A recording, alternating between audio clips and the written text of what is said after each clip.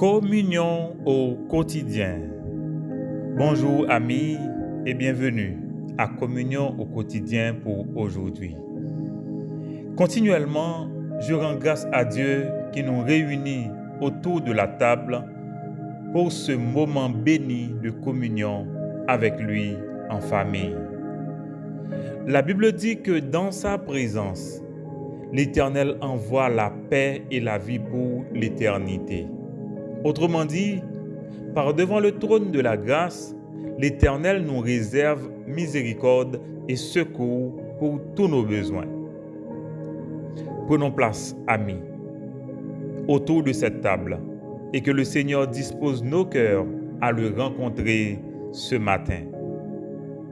Amis, c'est notre temps d'expérimentation, notre témoignage sous la puissance du Saint-Esprit. L'étude du livre des Actes des Apôtres nous fait découvrir le vécu de la foi à travers les circonstances diverses. C'est la vie victorieuse de la foi. L'Évangile se propage, des cœurs se donnent au Seigneur, l'ennemi essaye de contre-attaquer, il fait souffrir les disciples, les croyants, certains sont mis à mort et tragiquement, d'autres lapidés, emprisonnés, bastonnés. À notre dernier numéro de Communion au quotidien, nous avons regardé la conférence de Milet, où Paul a convoqué les leaders de l'église d'Éphèse pour leur faire ses adieux et les confier à Dieu et à sa parole. Il les met face à leurs responsabilités. C'était un moment de grande émotion, un moment de pleurs, de prière, de séparation, car les responsables de l'église d'Éphèse réalisent qu'ils ne reverront pas le visage de Paul, sachant très bien ce qui pourrait arriver à Jérusalem. C'était très douloureux de laisser partir Paul en toute connaissance de cause, ce qui a démontré aussi les liens forts entretenus avec l'apôtre. Eh bien, la suite, amis, c'est maintenant. Dans cette sortie pour aujourd'hui, nous allons voir l'arrivée de Paul à Jérusalem. L'arrivée de Paul à Jérusalem. Et le sujet, c'est lorsque politique et religion s'entremêlent.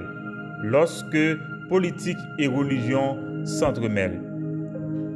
Il est dit dans la Bible, en Actes chapitre 21, versets 27 à 36, sur la fin de 7 jours, les Juifs d'Asie, ayant vu Paul dans le temple, soulevèrent toute la foule et mirent la main sur lui, en criant « Homme israélite, au secours! Voici l'homme qui prêche partout et à tout le monde contre le peuple, contre la loi et contre ce lieu. Il a même introduit des Grecs dans le temple et a profané ce lieu. Car ils avaient vu auparavant Trophime d'Éphèse avec lui dans la ville, et ils croyaient que Paul l'avait fait entrer dans le temple. Toute la ville fut émue, et le peuple accourut de toutes parts. Ils se saisirent de Paul et le traînèrent hors du temple, dont les portes furent aussitôt fermées. Comme ils cherchaient à le tuer, le bruit vint au tribun de la cohorte que tout Jérusalem était en confusion. À l'instant, il prit des soldats et des centeniers et courut à eux. Voyant le tribun et les soldats, ils cessèrent de frapper Paul. Alors, le tribun s'approcha, se saisit de lui et le fit lier de 2 chaînes, puis il demanda qui il était et ce qu'il avait fait. Mais dans la foule, les uns criaient d'une manière, les autres d'une autre, ne pouvant donc rien apprendre de certains. À cause du tumulte, il ordonna de le mener dans la forteresse. Lorsque Paul fut sur les degrés, il dut être porté par les soldats à cause de la violence de la foule, car la multitude du peuple suivait en criant « Fais-le mourir !» Amis, La politique religieuse juive de l'époque a refusé toute possibilité au christianisme de s'épanouir. Les Juifs avaient refusé Jésus-Christ comme leur Messie au point de le faire mourir sur la croix pour les simples déclarations que Jésus violait le sabbat et s'est déclaré fils de Dieu. Oui, dans l'entente avec le gouvernement romain, les Juifs pouvaient faire mourir quel que soit le monde qui t'a campé contre religion. Ils ont gagné accord pour ça. C'est ça que fait, malgré prophétie, malgré espérance messianique, malgré témoignage qui concernait Jésus, les Juifs ont tenu de le faire mourir. C'est comme leur manière à eux de refuser tout leadership différent de celui qu'ils avaient déjà adopté. Ça fait que, malgré la résurrection de Jésus-Christ, malgré les miracles de toutes sortes, ils choisissent d'ignorer la fin de la dispensation de la loi. Ils sont aveuglés par le diable et ils pensent rester au timon de leur religion. Jésus-Christ est glorifié. Il a laissé les disciples pour témoigner sous la puissance du Saint-Esprit en vue de la propagation de l'Évangile et de l'intégration des non-juifs dans le royaume de Dieu. Et bien désormais, la pierre d'achoppement est effective, non? Le rocher de scandale en Israël est arrivé. La porte de la grâce s'ouvre aux non-juifs jusqu'à former l'Église de Jésus-Christ. Le peuple de Dieu parmi les nations, le peuple céleste de Dieu. Donc, c'est la dispensation de la grâce, la dispensation de l'Église, la dispensation du Saint-Esprit. En revanche, les Juifs ont constitué un obstacle majeur au développement de l'œuvre. Bon, pas qu'à dire c'est Juifs toutefois, parce que nous connaissons l'ennemi. L'ennemi, la Bible dit c'est ravisseur, c'est voleur, c'est adversaire. Intention, c'est pour le dérober, c'est pour l'égorger, c'est pour le détruire. La Bible dit qu'il rôde autour des enfants de Dieu en vue de les détruire, de les accuser. Les Juifs persécutent les disciples.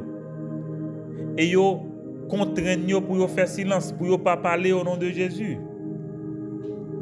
Ça fait amis, par contre, si vous observez que Paul peut utiliser une grande prudence et une grande sagesse à chaque fois que la prend dans une zone côté que le prêcher l'évangile, ou ça le fait avant, il rentre dans la synagogue là. Il rentre dans la synagogue yo. Comme si volonté Paul, c'est pour le faire connaître l'évangile d'abord aux Juifs avant tout l'autre monde. D'ailleurs, Paul pas jamais caché désir li pour voir tout Juif sauvé. Lui même dit que li prêt pour livrer ville pour que Juif t'a sauvé. Cependant, Paul d'accord ou que ça va dépendre de lui. Paul d'accord que sort Juif yo te scellé déjà à cause de incrédulité yo. À cause de incrédulité yo au point que yo fait Jésus-Christ mourir. Bon, ça a tout qui facilite que les non-juifs capables de greffer yo, capables d'entrer dans le plan. Maintenant, c'est le temps de ces oliviers sauvages. OK? C'est le temps pour ces oliviers sauvages de produire des fruits tels que conçus, requis et planifiés par le Seigneur. Parce que les Juifs ont trouvé qu'on y a à l'écart. Mais, ou d'accord, c'est momentanément. Amis, dès le moment côté Paul converti, Paul vient paraître un témoin gênant pour les Juifs qui pensaient que faut que faire monsieur mourir. Ils pensaient qu'il faut que faire mourir. Et c'est les croyants, OK, qui fait en sorte que ils fait Paul partir, ils fait Paul déplacer. Discrètement. Maintenant, partout côté Paul prêcher l'évangile, Juifs ont tenté à tout prix pour persécuter. Certaines fois, ils ont préparé des pièges pour finir avec lui. Bon, à Corinthe, ils ont même fait un complot pour le détruire.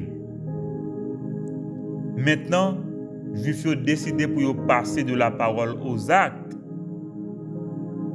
À la fin de son 3e voyage missionnaire, Paul est averti partout que les Juifs préparent son malheur à Jérusalem. Les disciples de partout voulaient retenir Paul pour l'empêcher de monter à Jérusalem, pour éviter un drame éventuel. Mais Paul, déterminé, il a décidé de ne pas reculer devant cette situation qui semble redoutable. Et c'est finalement arrivé, les amis. Paul à Jérusalem, il est arrêté par les Juifs qui voulaient le tuer, le lapider. Ce qui a nécessité, ce qui a requis l'intervention du gouvernement romain, le pays occupant de l'époque. Et maintenant, Paul, lié de 2 chaînes, est conduit à la forteresse, comme devant le procureur, comme devant le commissaire. Luc, l'auteur du livre des Actes des Apôtres, témoigne de la foi qui anime les croyants, notamment de la Syrie, de Tyr, de Césarée. Ces communautés chrétiennes, ils ont bien compris que Paul se fera arrêter et probablement il sera mis à mort par les Juifs et les Romains, parce qu'il y a un pile prophétie qui t'a annoncé ça.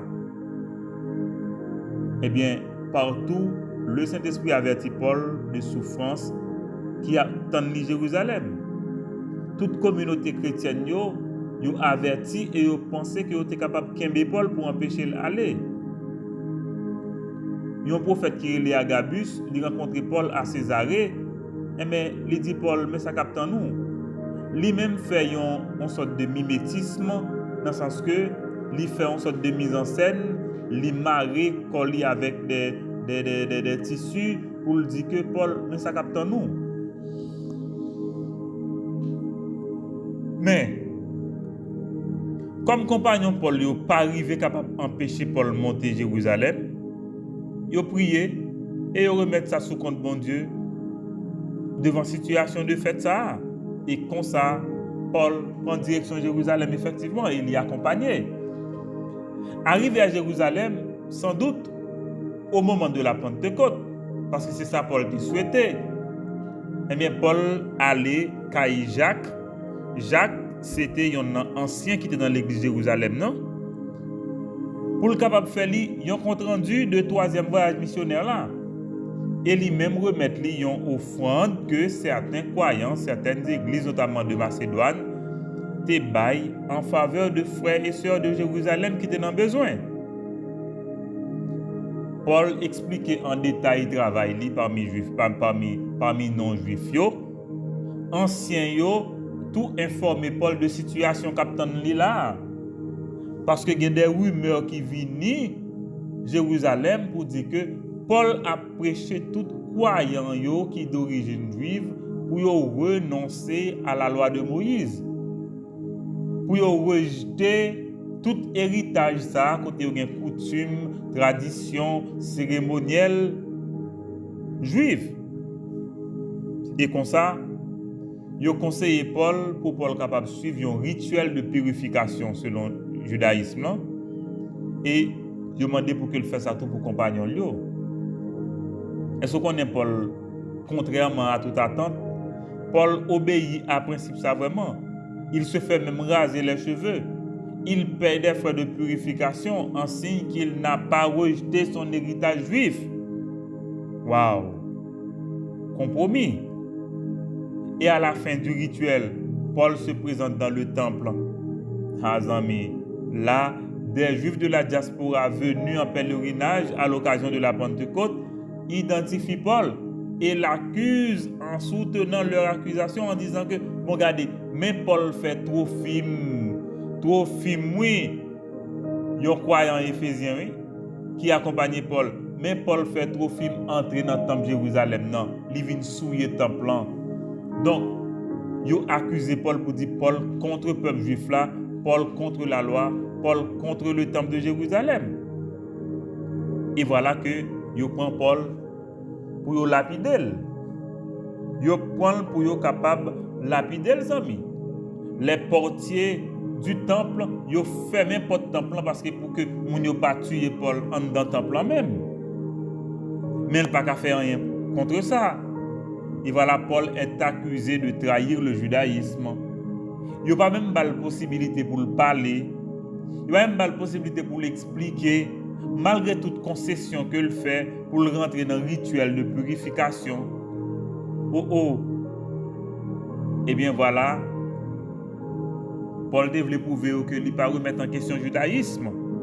Et ce qu'il n'a jamais fait vraiment. Paul était prêt à assumer le judaïsme en participant à cette cérémoniale religieuse à l'occasion de la Pentecôte juive. Il est prêt pour te soumettre à verdict juif.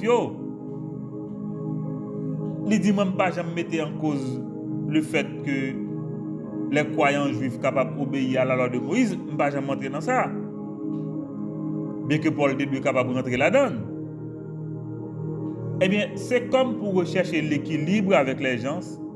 Paul toujours dit que lui-même, il se fait juif avec les juifs, il se fait grec avec les grecs. Ce qui importe pour lui, c'est d'atteindre des cœurs pour le Seigneur par l'évangile. Cependant, amis, toute bagaille ça va le retourner contre Paul, de rumeurs en accusation, jusqu'à soulever la population contre l'apôtre, qui était passible même de lapidation. Mais confusion, émeute, agitation, le gouvernement romain intervient en mobilisant plusieurs centaines de soldats pour être capable de reprendre le contrôle de la situation. Et voilà comment ils vont le faire. Enchaîner Paul de 2 chaînes pour le conduire dans la forteresse là, dans le basio. Et en face, il y a une foule déchaînée qui réclamait pour être capable de tuer Paul. Et au moment de son incarcération, Paul sollicitait la parole. Et ça étonne le tribun qui découvre que Paul connaît le grec. Il lui accorde la parole. Et c'est ça pour nous voir demain, si Dieu veut, le contenu de ce discours dans le chapitre suivant. Amis, averti mais déterminé. Paul en Syrie pendant 7 jours, disciples prévenir lui, ils dit Paul, Jérusalem dans ce moment-là pas bon pour vous. Mais Paul déterminé à Césarée chez Philippe. Vous songez diacre Philippe, évangéliste Philippe. Le prophète Agabus avertit Paul et compagnons lui, conseiller Paul pour le parler à Jérusalem. Déterminé, Paul poursuit son chemin. C'est comme s'il était fait un vœu pour ça. Et au cœur de la situation même, à Jérusalem, il est accueilli par les frères, par les apôtres. Et Paul en profite pour présenter le bilan de son œuvre missionnaire. Les frères se réjouissent avec Paul. Mais en même temps, ils ont tout prévoir, ils ont tout dit Paul, n'a pas vu tout, il y a un danger capteur nous là. Malgré Paul suivre recommandation pour qu'il soit capable de faire purification. Et mes amis, arrestation religieuse, arrestation politique. Dans le temple, Paul est accusé de prêcher contre le judaïsme, ce qui provoque une émeute réclamant la mort de Paul. Et voilà, ils ont commencé à lapider. Et ces soldats romains qui peuvent venir, ils peuvent lier Paul avec chaîne, ils peuvent conduire dans la forteresse là. Paul sollicitait la parole. Ok, oui, la parole est accordée. Bon, eh bien, ça va faire l'objet de l'autre chapitre que nous verrons certainement demain, Dieu voulant, par la grâce de Dieu. En conclusion, amis, bien que Paul connaisse qu'à Jérusalem, mais qu'il s'est capté, il décide quand même pour aller à Jérusalem. Et effectivement, il arrivait que il mettait main sous lui. C'était en pile prophétie qui a annoncé ça. Tout côté Paul passé, le Saint-Esprit révélait Paul que à Jérusalem des souffrances l'attendent. Question m'a posée, est-ce qu'elle était obligée à Jérusalem? Bon, il entend pour y aller quand même, parce qu'il dit bon, il ne fait aucun cas de sa vie personnelle, puisqu'il savait bien qu'il était en mission et qu'il devait souffrir pour le nom de Jésus. Il était prêt. et à Jérusalem, les anciens de l'Église l'avertissent de toutes les rumeurs circulant que Paul travaille contre le judaïsme. Et ils même recommandé pour adopter une sorte de rituel de purification avant que pour le présenter dans le temple, ce que Paul fait. Et mes amis, sans surprise, les Juifs ont exécuté le plan. Ils ont pris Paul, ils ont voulu tout finir avec elle. Et c'est l'arrestation de Paul par les autorités romaines qui épargnait Paul de lapidation. Amis, ce qui va donner l'occasion à Paul de témoigner. Et il va témoigner à Jérusalem, ce qu'il n'a jamais eu la possibilité de faire. Eh bien, il va le faire quand même. Et c'est ça que nous relais pour prêcher l'évangile en temps et hors de temps. Ok?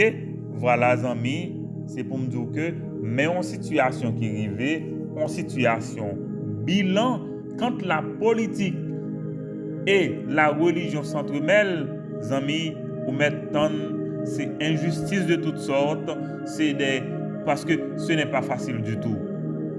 Ce n'est pas facile du tout. Et le judaïsme, il est connu pour ça. Ce n'est pas essai à faire, il fonctionne comme ça. Voilà, amis. Nous allons prier pour nous dire bon Dieu merci, pour nous rendre bon Dieu action de grâce, pour nous prier pour la situation ça que nous apprenons dans la parole et pour nous demander bon Dieu pour que lui continue à gagner contrôle de toute bagaille, pour lui continuer à orienter le ministère, nous continuer à orienter la vie nous. Nous allons prier les amis, on rassembler autour de la table de communion au quotidien pour que nous puissions parler à notre Père céleste, parler à notre Dieu.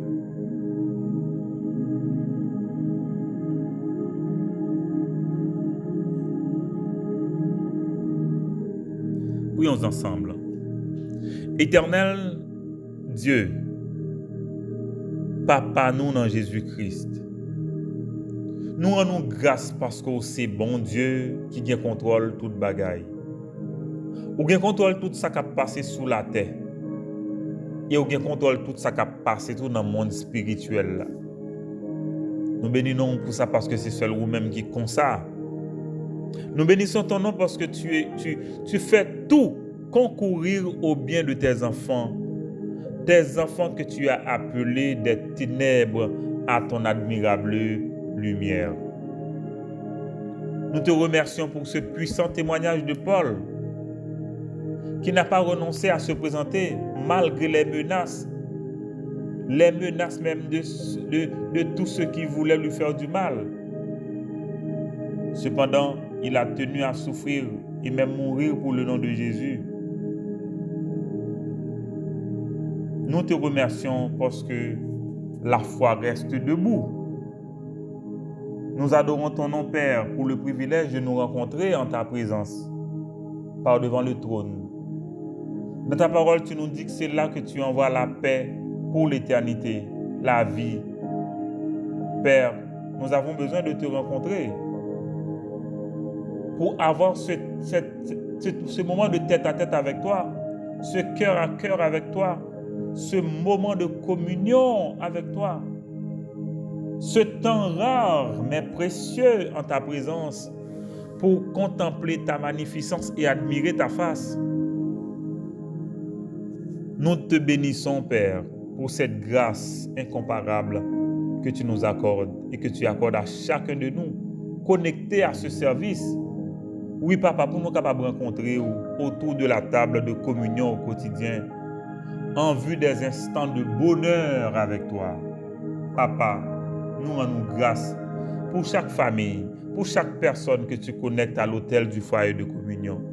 Nous prions, Père, que tu déverses tes abondantes eaux de bénédiction sur nous tous en cet instant même. Nous avons grand besoin de toi. Nous avons besoin de te voir, ô Père. Nous prions pour notre famille. Nous te remercions pour les moments de joie et d'épreuve que nous expérimentons en ce moment. Et nous te faisons confiance.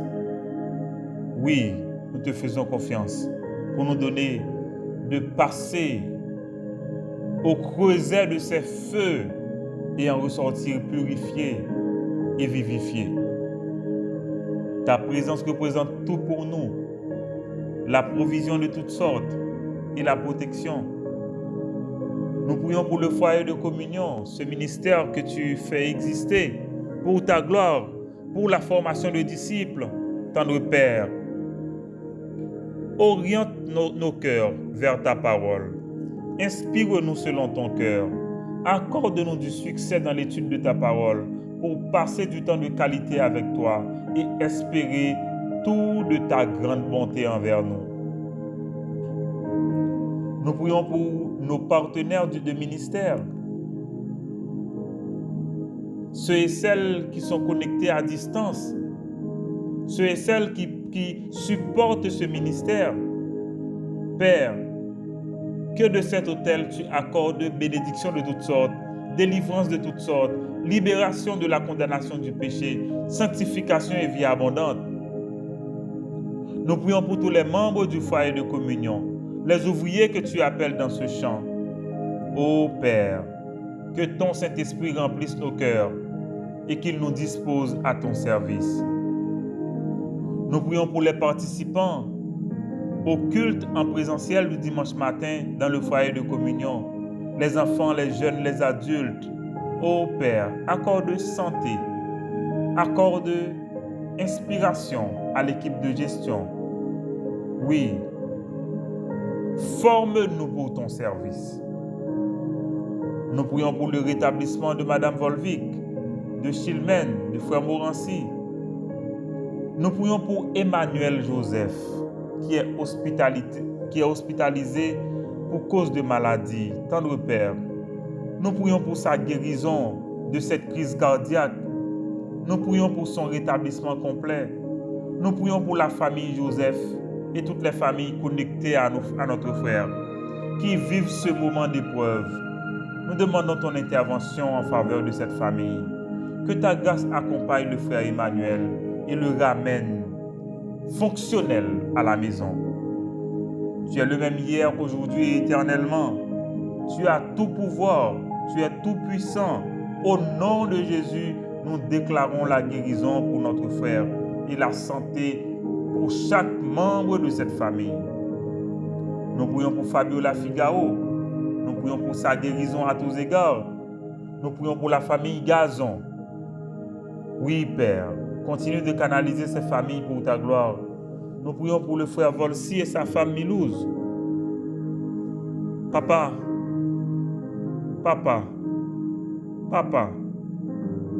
nous te prions pour le réconfort et la consolation des familles, Béline et autres, frappés par ce départ vraiment prématuré, inespéré de Valérie, laissant son mari et ses 2 enfants en très bas âge, dans cette douleur que nous n'avons pas qu'à mesurer.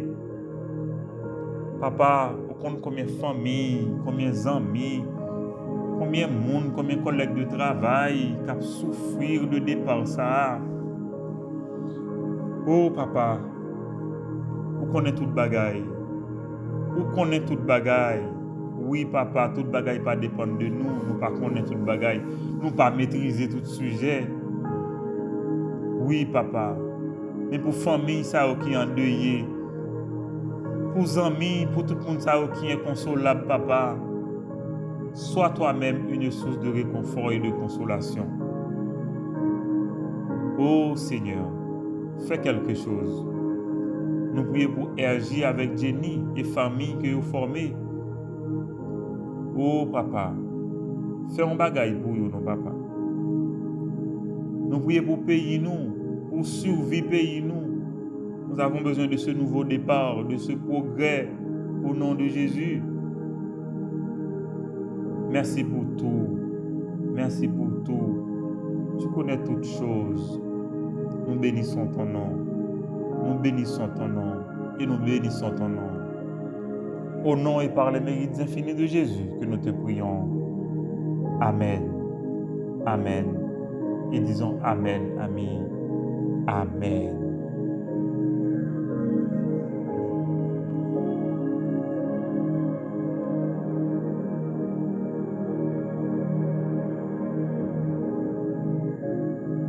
amis, nous souhaitons une journée remplie sous la puissance du Saint-Esprit. Le Seigneur nous appelle tous. Ne résistons pas à sa voix. Voilà, amis. Qu'aimez faire. Bonne journée.